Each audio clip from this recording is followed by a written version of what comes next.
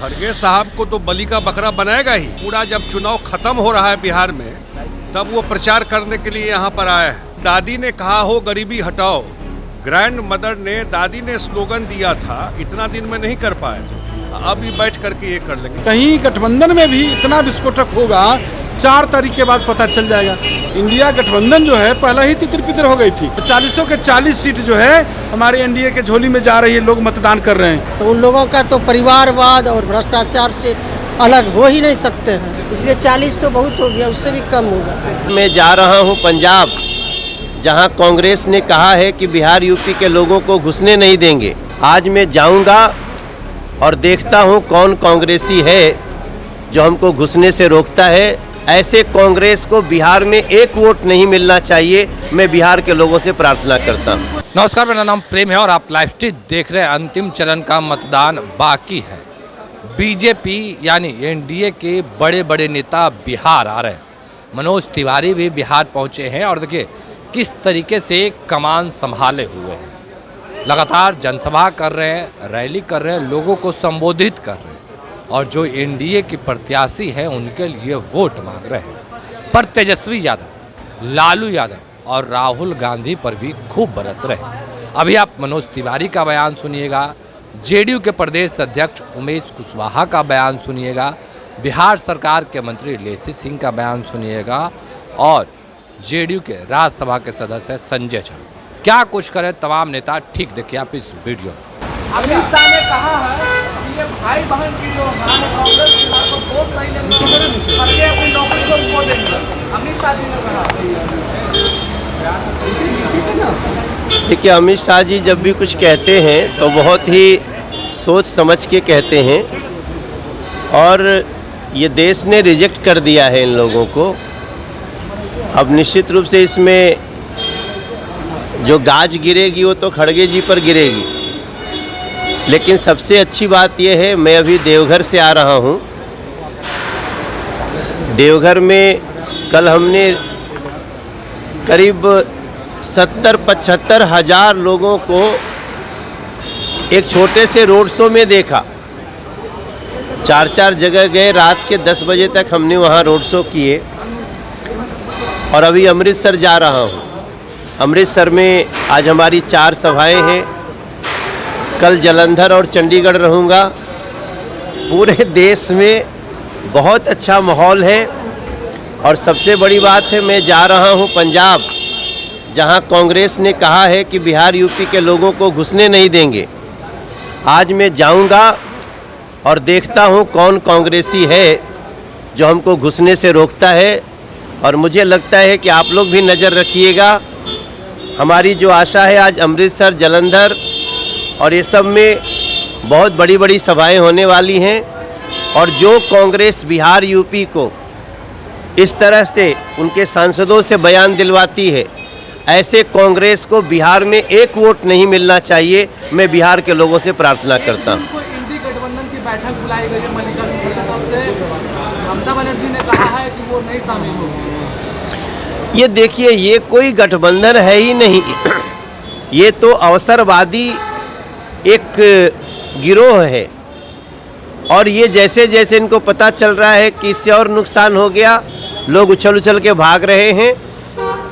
मुझे लगता है कि 4 जून के बाद इनके अंदर जो लठ बजने वाली है उसकी कल्पना हम आप सभी कर सकते हैं। लेकिन आज मैं कंसंट्रेट करना चाहता हूँ कांग्रेस के उस बयान पर जो कि यूपी बिहार के लोगों को पंजाब में नहीं घुसने देंगे।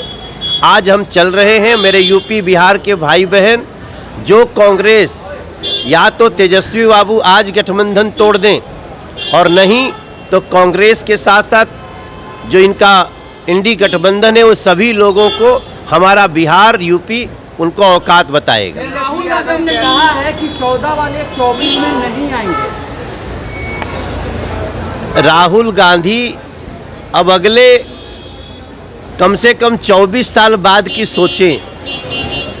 अब उनको 2024 से लेके और अगले 24 साल 2047 तक राहुल गांधी जी कुछ भी सोचने के लायक नहीं बचेंगे। ऐसा देश की जनता उनको कर देगी और बिहार यूपी पहले भी किया था, फिर करे। उमेश कुशवाहा जी, अमित शाह जी ने कहा है कि जो कांग्रेस की हार का दोष होगा वो भाई बहन के ऊपर नहीं लेंगे और मल्लिकार्जुन खड़गे जी अपनी नौकरी को आपको देंगे राष्ट्रीय अध्यक्ष। ये में कोई संदेह है? अभी 36 दिन के बाद राहुल गांधी जी को याद आया बिहार। देख लीजिए उनके गठबंधन के लालू प्रसाद जी को देख लीजिए, सिर्फ रोहिणी आचार्य के प्रचार के बाद अब मीसा भारती के प्रचार में जुटे हैं। कहीं गठबंधन में भी इतना विस्फोटक होगा 4 तारीख के बाद पता चल जाएगा, समझे। उनका तो इंडिया गठबंधन जो है पहला ही तितर पितर हो गई थी, जो अब महागठबंधन बचा हुआ है वो भी 4 के बाद समाप्त हो जाएगा। राहुल गांधी उन्होंने कहा है कि इंडिया गठबंधन के सामने 2 समस्या है, एक अमीरी गरीबी की असमानता और दूसरा बेरोजगारी। सरकार हमारे दोनों का खत्म कर क्या कहेंगे, कुछ मुद्दा तो है नहीं उनके पास बोलने के लिए। जो राहुल गांधी जी के परिवार के लोग जो है 55 वर्ष तक के राज किए। यहाँ बिहार में जो है उनके गठबंधन जो है बड़ी गठबंधन बिहार का, लालू जी उनका जो है 15 वर्ष तक के राज किए। तो क्या हाल है देश का और क्या हाल बिहार का था, वो सब लोग पुराने अतीत को भूलना चाहते हैं, पुराने अतीत में लोग जाना चाहते हैं। नए सुनहरा अवसर मिला है, नीतीश जी और प्रधानमंत्री नरेंद्र मोदी जी के जो जोड़ी है, करिश्माई जोड़ी, बिहार और देश का अवसर मिला है, सुनहरे अवसर मिला है बढ़ने का। सब लोग को उम्मीद है और 40 के 40 सीट जो है हमारे एनडीए के झोली में जा रही है, लोग मतदान कर रहे हैं। कोई भविष्य वक्ता थोड़े ज्योतिष कि जनता मालिक है लोकतंत्र में, जनता मालिक है लोकतंत्र में और जनता जिनको समर्थन देती है उन्हीं की सरकार बनती है। और अभी देश में पूरा लोगों का समर्थन एनडीए के पक्ष में, लोग मन मिजाज बना चुके हैं। कई चरणों में 6 चरण में मतदान एनडीए के पक्ष में देश की जनता कर चुकी है। अब लास्ट चरण है 1 तारीख को, तो जनता का तो मूड और समर्थन तो स्पष्ट है। इसलिए अब जो भविष्य वक्ता जो है वो अपना भविष्यवाणी करते रहे। 4 तारीख को सभी जो भविष्य वक्ता है वो सामने आ जाएगी कि किन की सच्चाई है, जनता की सच्चाई है, जनता का समर्थन की सच्चाई है कि भविष्य वक्ता की सच्चाई है। अमित शाह जी ने कहा है कि कांग्रेस राहुल बाबा को 40 सीट भी नहीं आएगी। तो सही बोले हैं, सही बोले हैं। उनको तो देश की जनता ने, उनके परिवार को, कांग्रेस को कई 4-5 दशक तक देश में शासन चलाने की लोगों ने समर्थन दिया।